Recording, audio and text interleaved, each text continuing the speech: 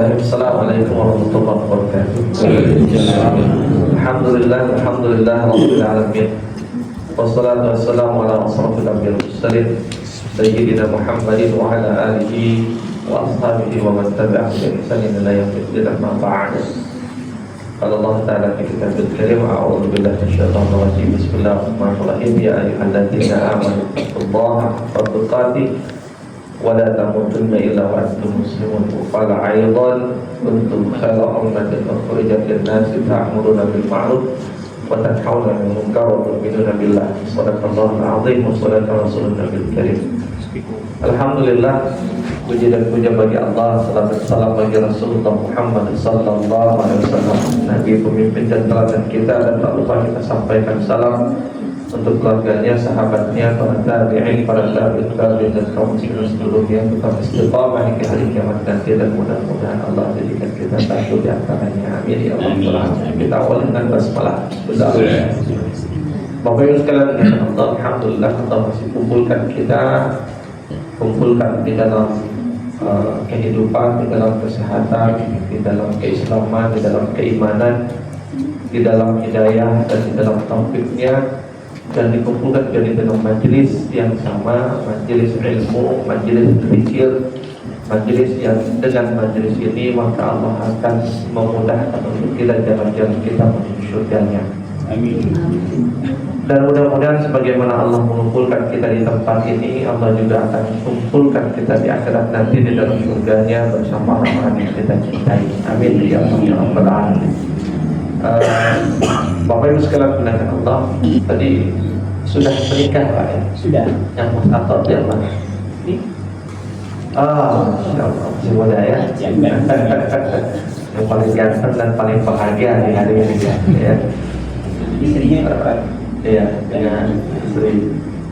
Ya, saya hanya bisa mengucapkan barakallahu laka wa baraka alaika wa jama'a bainakum fi khairin. Semoga Allah memberikan keberkahan kepada antum, baik di dalam keadaan suka, senang, bahagia, dan juga memberikan keberkahan di dalam keadaan duka, sulit ataupun sedih. Mau apapun kondisinya tetap berkah insyaallah.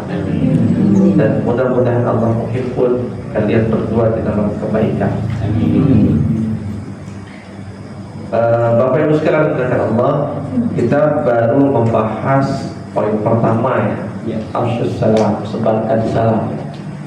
Nah, karena ini momentumnya di akhir tahun ya, di akhir tahun Masehi, dan kita baru ketemu lagi nanti di awal tahun.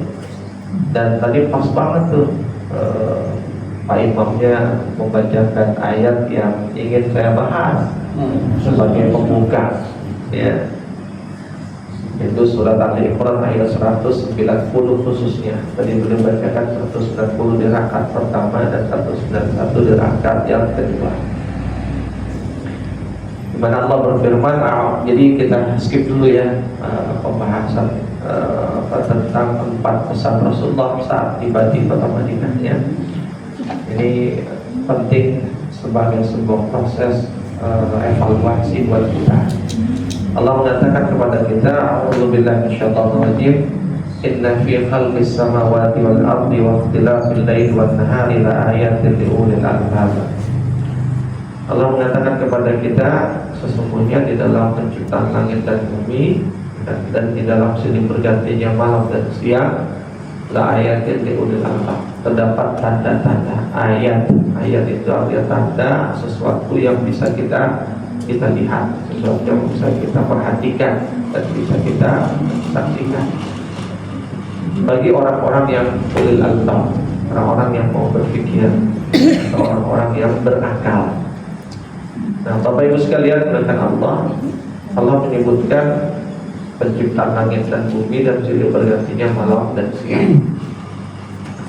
Dan di antara tanda-tanda kekuasaan Allah itu ya, ada tanda-tanda yang besar, ada tanda-tanda yang kecil, ada tanda-tanda yang jauh, dan tanda-tanda yang dekat. Yang Allah sebutkan di dalam ayat itu adalah tanda-tanda yang besar ya.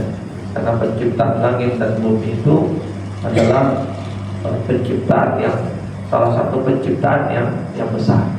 Maka di dalam ayat lain Allah mengatakan la khalqis samawati wal ardi akbaru min khalqin nas.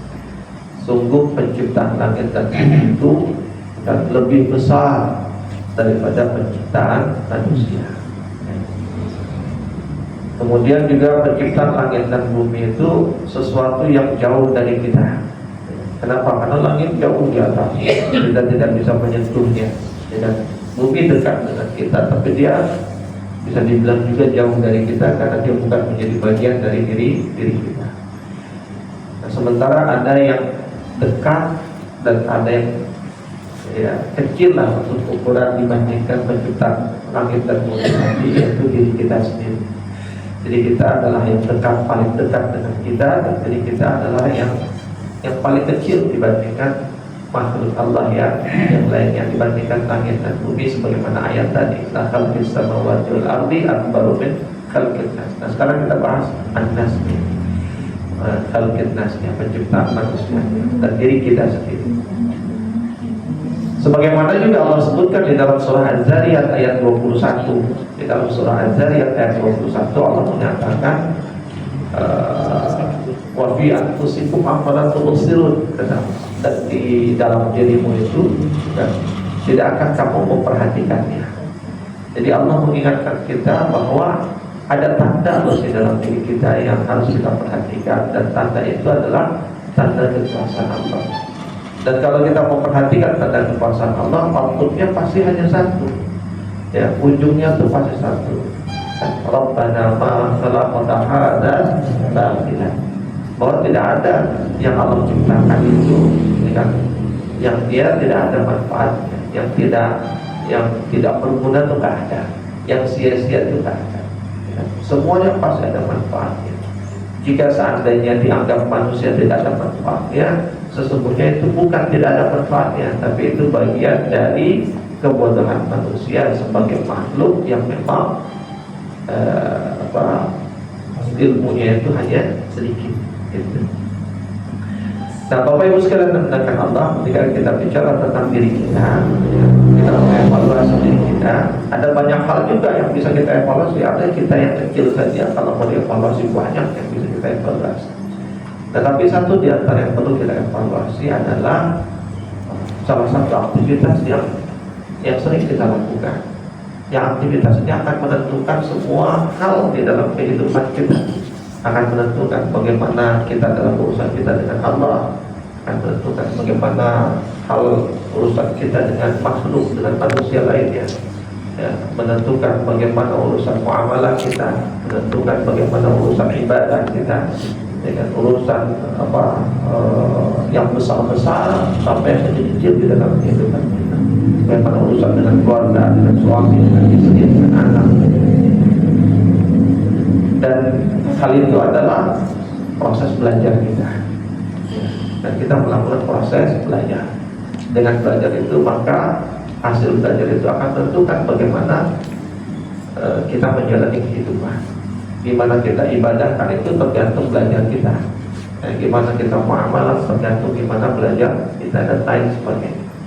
Nah, ketika kita bicara proses belajar, Bapak Ibu sekalian, kita akan melakukan banyak proses belajar ya. Dari mulai belajar yang sifatnya mandiri, misalnya membaca buku, atau belajar yang sifatnya khusus seperti misalnya kuliah subuh ini, ya kan, kajian-kajian, ya kan, atau yang sifatnya formil di sekolah-sekolah, di mahad-mahad, di universitas-universitas, atau yang sifatnya lebih masif seperti di saat khutbah Jumat. Dan itu ada proses belajar juga, ada proses transfer ilmu di sana. Nah, ketika kita bicara proses belajar yang sering setiap hari bahkan kita lewati, kita lakukan bertahun-tahun bahkan kita jalani, ya, maka hal ini perlu untuk kita evaluasi, perlu untuk kita ambil pelajaran, renungi, ya kan? Dari sekian lama, sekian macam proses belajar yang kita lalui, adakah dia mencapai target-target dari proses belajar itu sendiri? Nah, ketika kita bicara proses belajar, Bapak Ibu sekalian, di dalam ilmu psikologi, ya, Juga di dalam Islam, sesungguhnya dalam proses tarbiyatul Islamiyah itu ada 3 output dari proses belajar, ada 3 hasil, ada 3 target yang hendak dicapai dari proses belajar. Yang pertama itu adalah kognitif, yang kedua itu afektif, dan yang ketiga itu formatif atau psikomotorik. Ya. Kognitif itu berarti bertambahnya pengetahuan, ya, karena dia menyentuh proses berpikir kita, kognitif kita, ya, kemampuan berpikir kita. Ya. Maka efeknya adalah bertambahnya pengetahuan. Tapi kemudian dia tidak cukup sampai di situ, dia harus naik ke level atau jenjang berikutnya. Tidak hanya sekedar sifatnya kognitif hasil belajar itu, tapi juga dia sifatnya afektif. Afektif itu dia adalah mempengaruhi sikap kita, ya. Jadi apa yang kita tahu menghasilkan sikap. Dan ketika bicara sikap ini nanti hasilnya adalah like and dislike, suka dan tidak suka. Jadi ketika kita belajar tahu sesuatu, lalu kemudian tumbuh sikapnya apa? Suka atau enggak? Kalau suka dia akan lakukan, kalau tidak dia akan tinggalkan. Nah, setelah dia sampai di proses afektif, dia akan naik lagi nanti ke jenjang berikutnya, yaitu formatif atau psikomotorik. Nah, dari sikap maka dia akan menghasilkan perbuatan, ya, karena dia suka dia kerjakan, karena dia nggak suka dia tinggalkan, dia menghasilkan perbuatan. Nah, Bapak Ibu sekalian memuliakan Allah, 3 tingkatan, 3 level belajar ini harus terus kita tanya pada diri kita.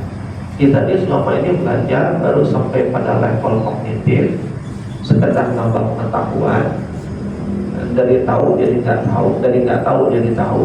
Ya, kalau di dalam tarbiyah Islam itu disebutnya tahwilul jahal ilal ma'rifah, mengubah dari nggak tahu jadi tahu, dari jahil, dari bodoh menjadi ma'rifah, jadi mengenal.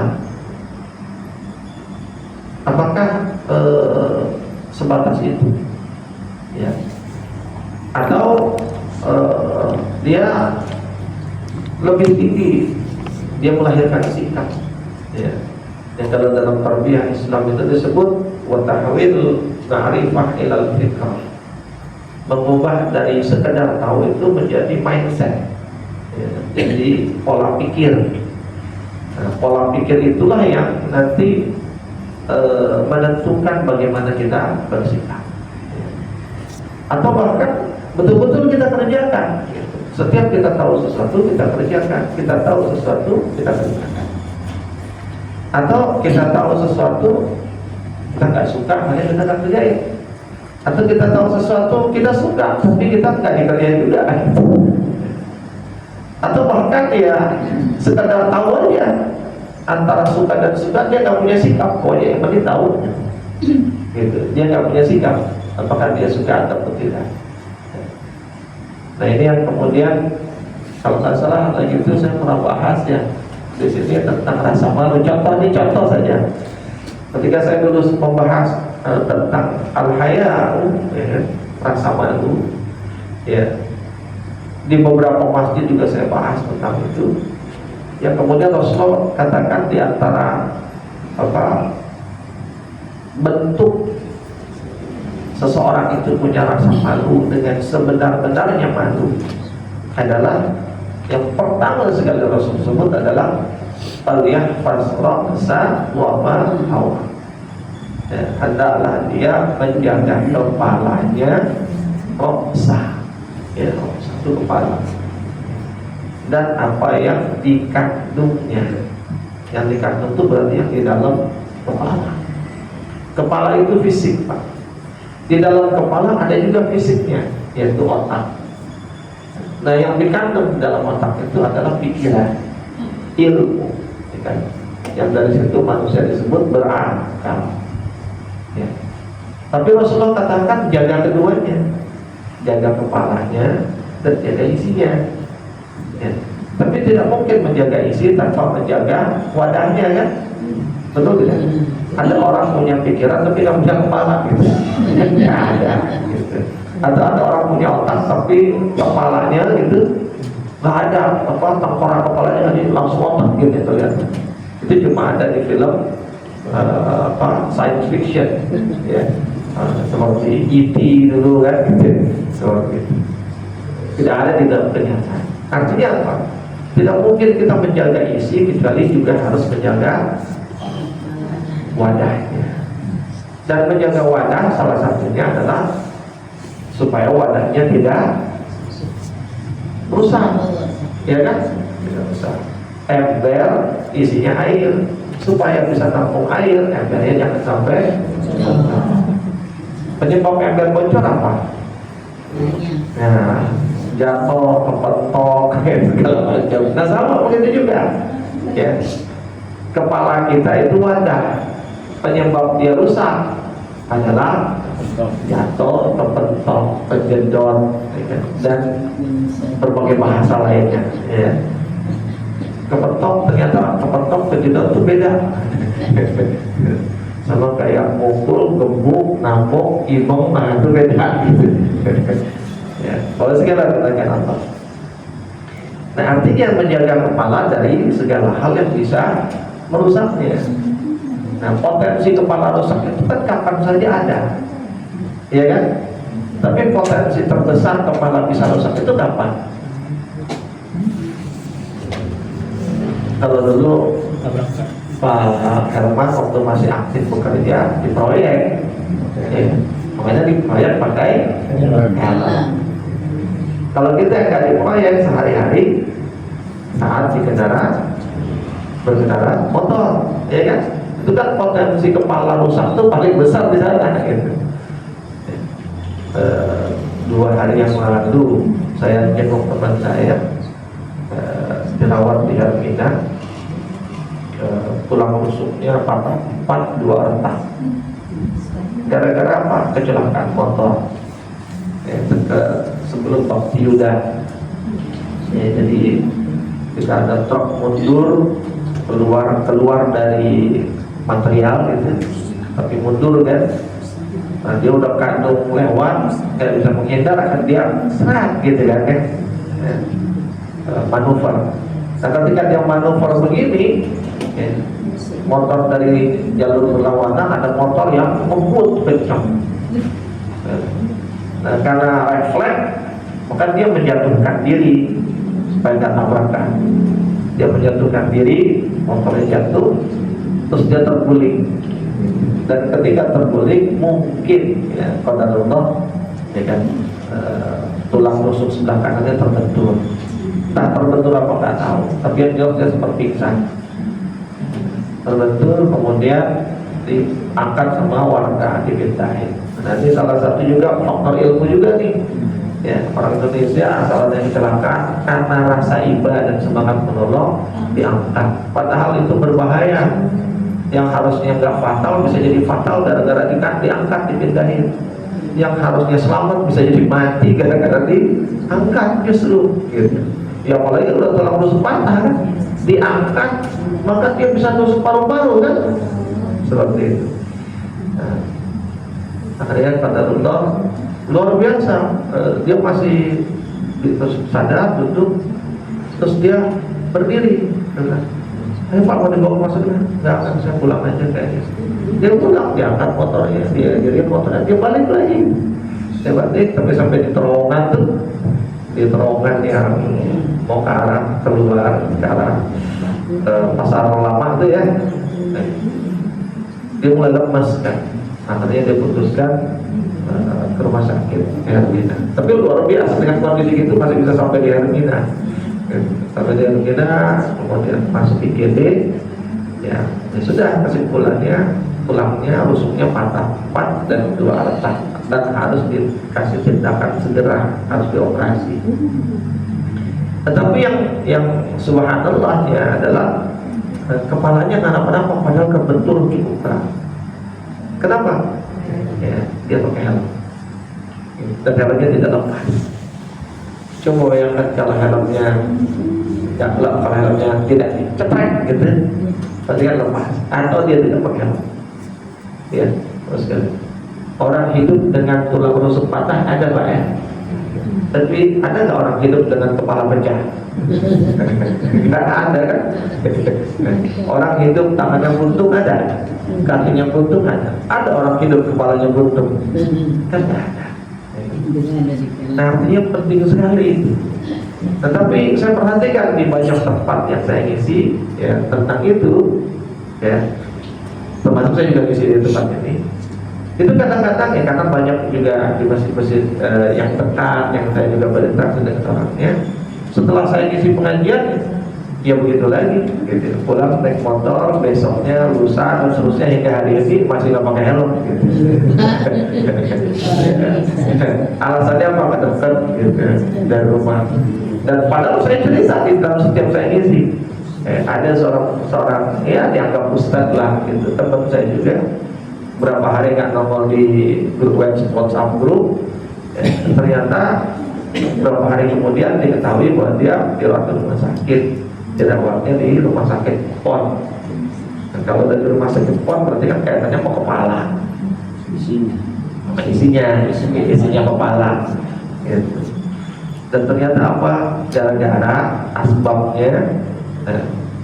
Satu hari ketika dia mau berangkat sholat subuh, biasa naik motor ke masjid dekat rumahnya, gitu. Masjid dekat rumah, ya kalau jalan kaki mungkin 5 menit lah, gitu. Jadi karena biasa naik motor.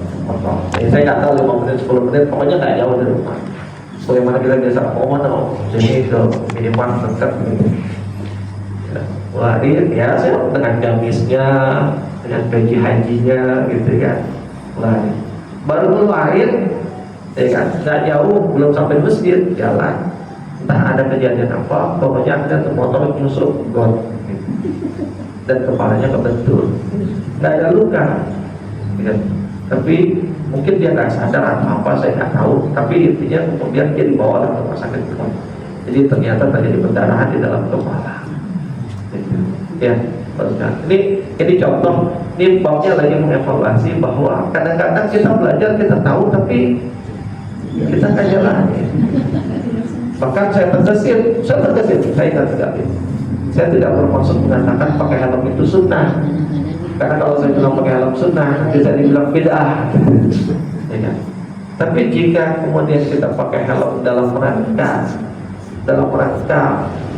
mengikuti sunnah Rasul tadi, untuk jaga kepala kita, dan salah satu jaga kepala adalah kita pakai helm saat naik motor. Ya kalau di rumah nggak perlu pakai helm, gitu. Di masjid ini nggak perlu pakai helm. Maka itu bisa jadi berpahala kita pakai helm. Kenapa? Niatnya jalanin sunnah. Sunnahnya bukan pakai helm, sunnahnya jagain kepala. Nah, ini yang harus kita evaluasi. Adakah kita belajar cuma sekedar tahu untuk jadi numpuk kayak harta lah, numpuk harta tapi nggak dipakai. Kan banyak orang begitu Pak ya, numpuk harta tapi nggak dipakai. Buat apa dicari tuh harta kalau nggak dipakai? Ya, terus sekali kenapa? Nah tapi ketika kita bicara yang pertama kognitif gitu ya. Bahwa belajar kita itu menyentuh pikiran kita. Dan ketika orang sampai kepada level kognitif belajarnya, maka bertambahlah pengetahuan. Ya, pengetahuannya Nah tapi bos, puncak dari pengetahuan itu adalah kesadaran. Ya, sadar dengan apa yang dipelajarinya, sadar dengan yang diketahuinya, ya, sadar dengan tujuan dia mengetahui itu.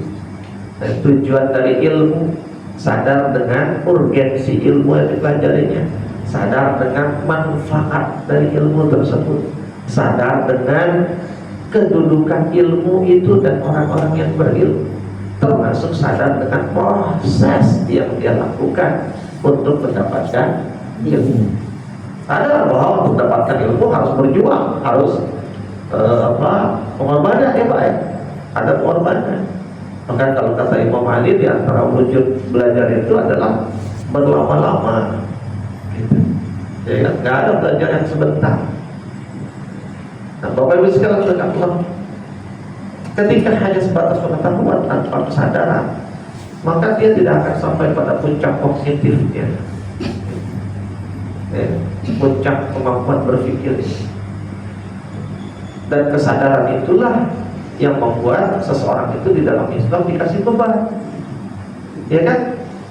Kan ada di dalam Islam itu namanya mukallaf, orang yang diberi taklif, diberi beban.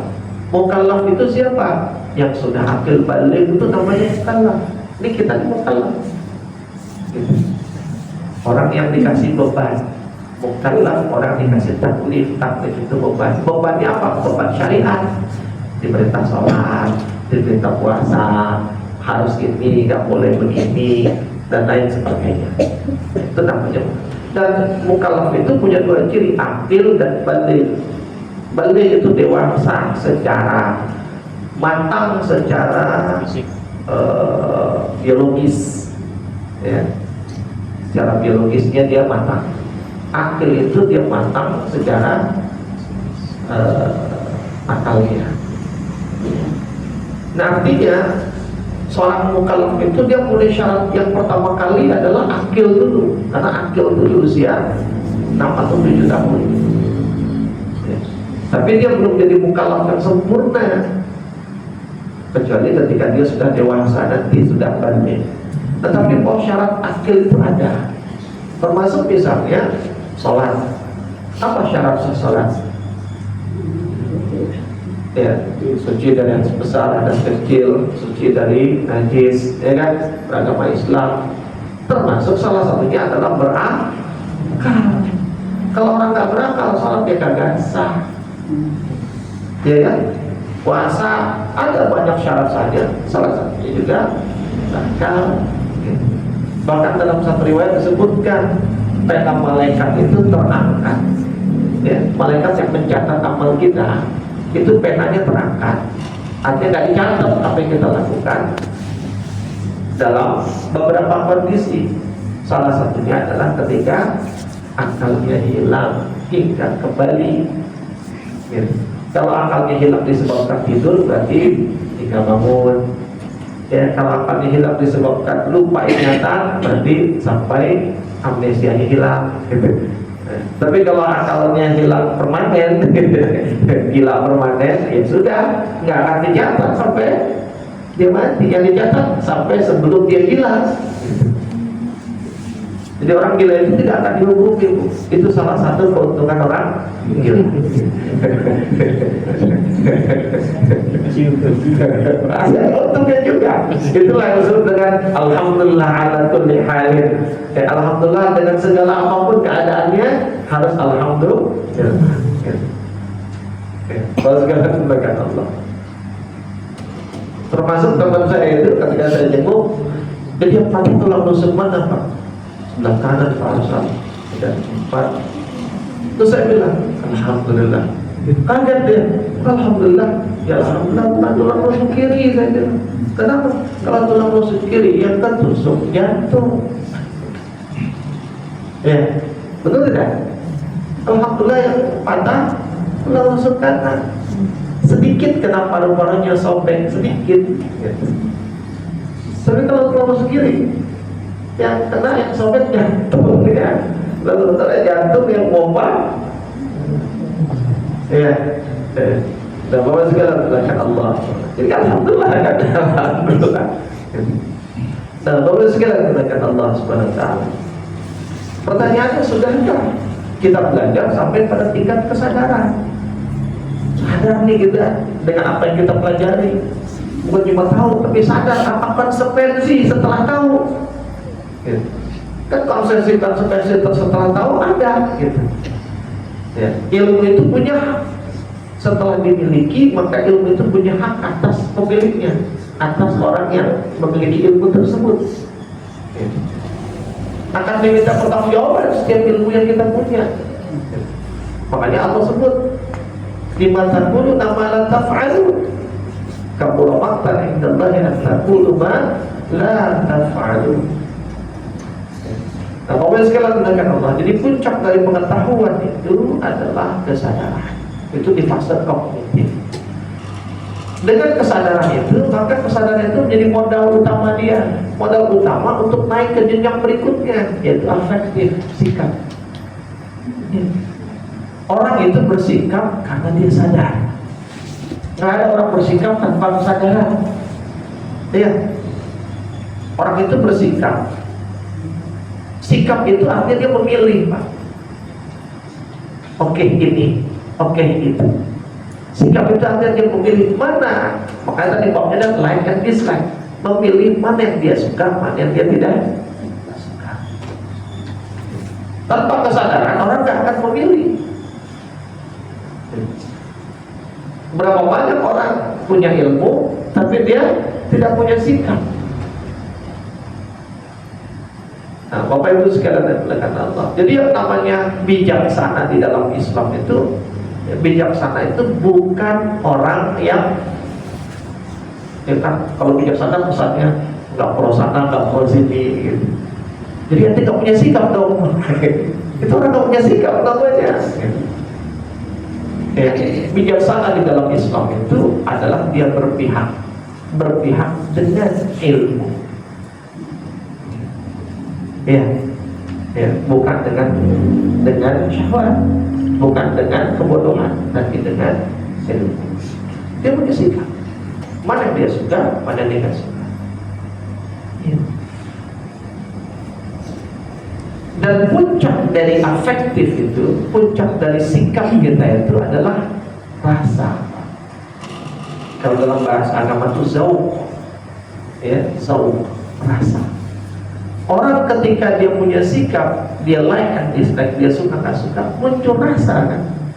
Kalau dia suka, dia akan menikmati kan.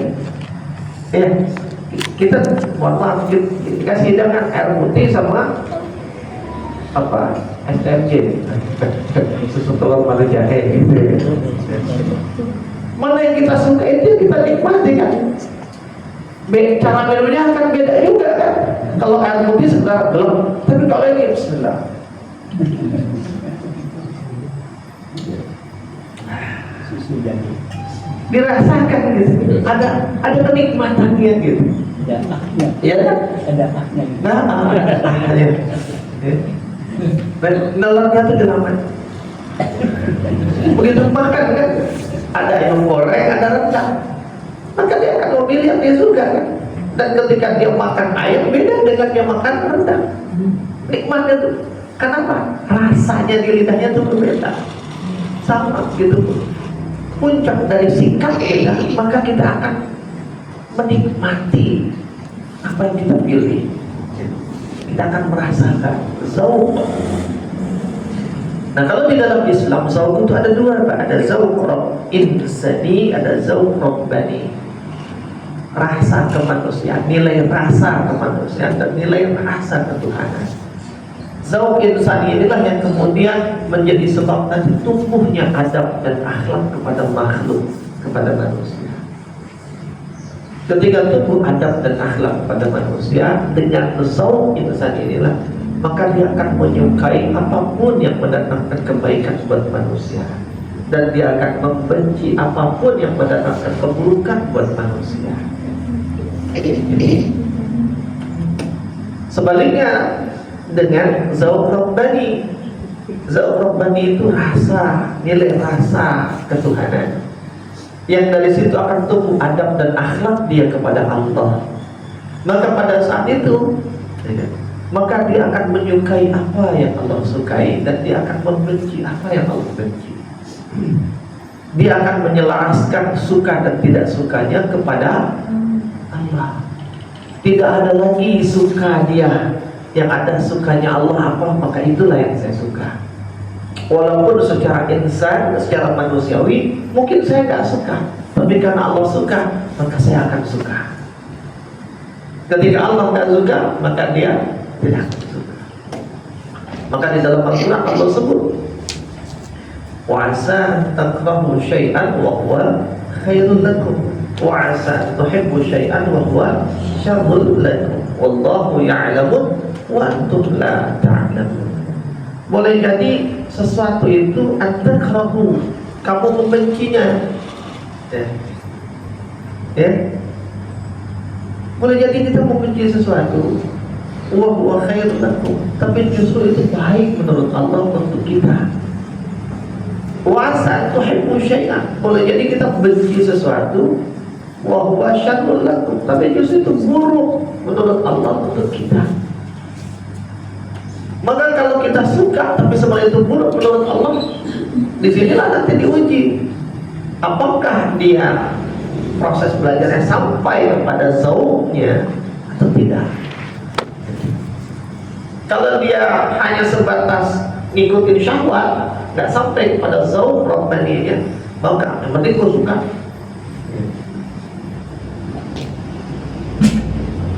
Katanya nurut kata ulama, kata ustaz, tapi ulama ngomong begini dan begitu, bodoh amat gitu. Jadi artinya apa? Jangan sampai kita suka ketika sesuatu itu sesuai dengan selera kita. Ketika tidak sesuai dengan selera kita, lantas kita tidak suka. Termasuk dalam urusan dengan Allah. Apa yang Allah suruh, apa yang Allah perintah, kita suka ketika sesuai selera kita. Tapi begitu yang Allah suruh kita nggak sesuai dengan selera kita bodoh amat gitu. Nauzubillah min. Itu namanya kita beragama dengan syahwat. Kita beragama dengan emosional. Beragama itu harus dengan rasional. Beragama itu harus dengan akal, tidak dengan emosional ya. Beragama itu tidak mau-maunya puas-puasin keinginan kita. Ini sering terjadi ya kan? Dalam bab-bab misalnya kalau lagi umroh, lagi haji, apa yang kita mau aja kita kerjain. Padahal seharusnya tidak begitu. Yang Allah mau tidak. Boleh sekali kata Allah Subhanahu wa taala. Maka bagaimana tumbuh nilai rasa kita itu? Yang Allah suka apa nih? Kadang-kadang kita nggak nyangka, kita nggak ngira apa yang kita lakukan itu yang Allah suka. Padahal kadang-kadang yang kita anggap kita suka itu sesuatu yang berkaitan dengan agama di permukaan, itulah yang Allah suka. Padahal justru yang mungkin yang Allah suka yang justru dibalik yang permukaan itu. Ya, seperti itu. Cuma manusia seringnya melihat hanya apa yang nampak kan di permukaan. Dan yang terakhir Bapak sekalian, ketika kita sampai pada level di mana kita merasakan apa yang kita pelajari gitu, kita menikmatinya, ya kan? Sehingga kemudian setiap kita berpikir, maka landasan berpikirnya itu bukan pikiran kita. Setiap poin, Allah suka nggak ya? Allah benci nggak ya? Ukurannya begitu.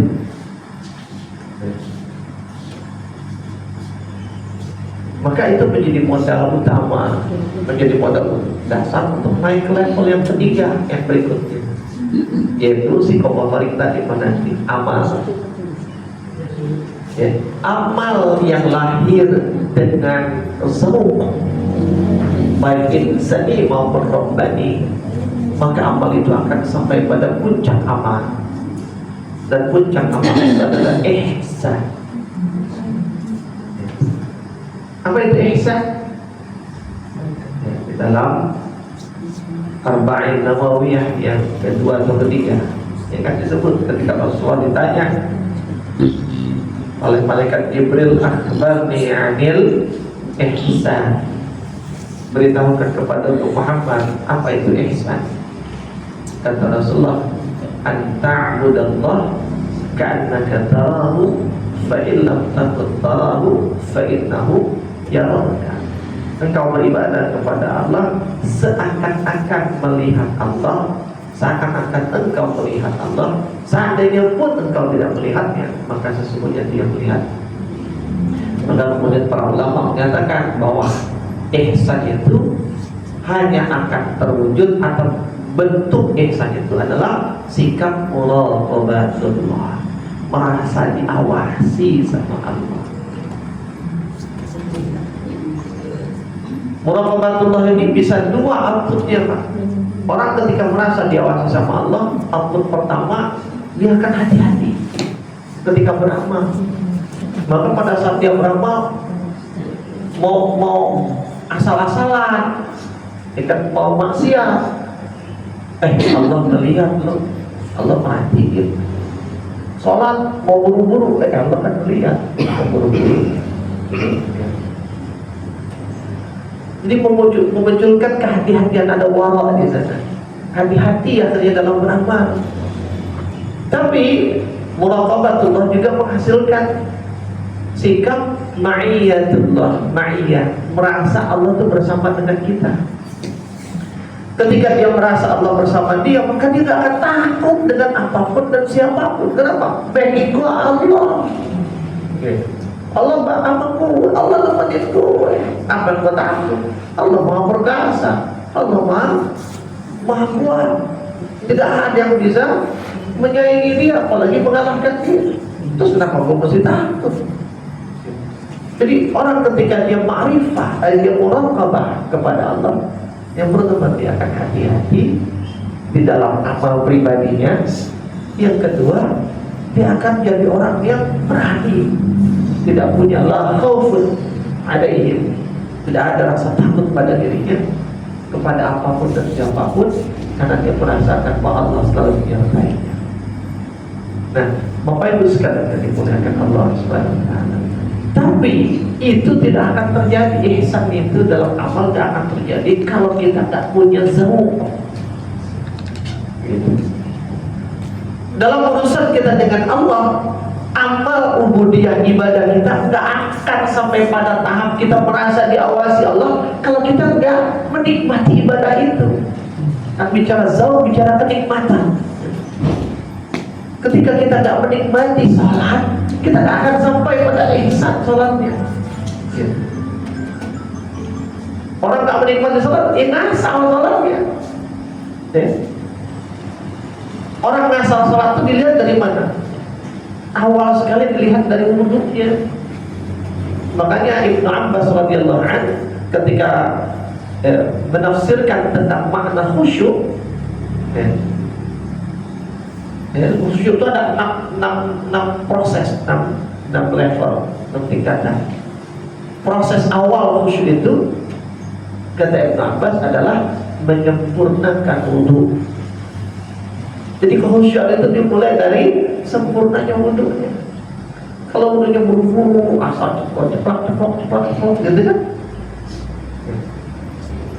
maka insya Allah sholatnya pun gak akan khusyuk, sholatnya gak akan nikmat.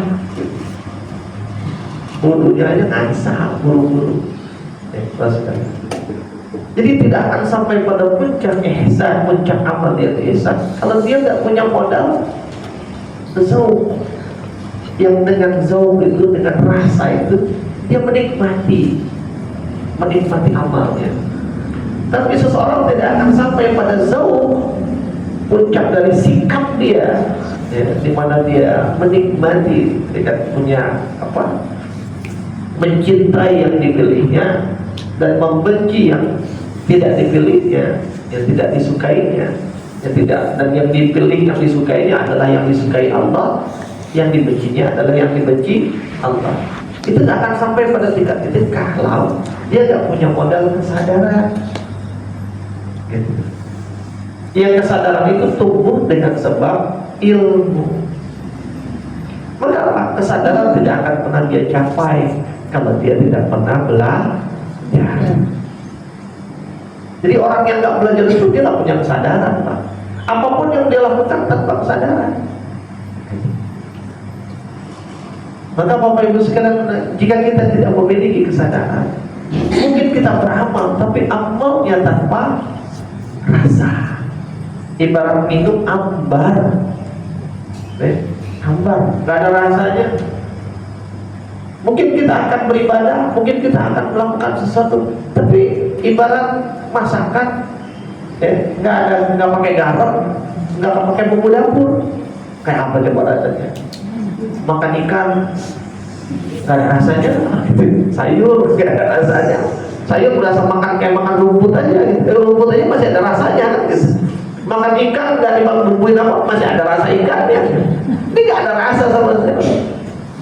Hambar. Ya kayak orang kena COVID lah. Ya kan? Ya. Dan amal yang seperti itu ya, boleh jadi dia akan menjadi amal yang tidak akan memberi manfaat untuk dirinya ya. Mungkin dia sholat tapi tujuan sholatnya kan nyampe tanhanul fahsya wal munkar ya, dia sholat tapi tak masih berbuat munkar, dia sholat tapi dia masih berbuat keji ya. Dia puasa nggak akan sampai pada tujuan puasanya ya. Dia zikir, dia sedekah nggak nyampe ya. Mungkin pahalanya dapat tapi nyampe kepada hakikat atau tujuan dari amal itu tidak dapat. Nah orang kalau sudah seperti itu baru sekalian tinggal tunggu dia akan berhenti dari amal itu. Karena orang kalau nggak cinta kan betul tidak? Udah nggak sadar, tinggal baru cinta, sadar enggak kerja. Jadi kayak orang melintur, kayak orang ego. Nah baru sekalian itu yang perlu kita evaluasi hari ini ya. Maka seharusnya proses belajar yang kita lakukan selama ini minimal dia membangun kesadaran kita, karena itu adalah itu modal untuk berikutnya. Karena sampai senyata dari sekian. Assalamualaikum.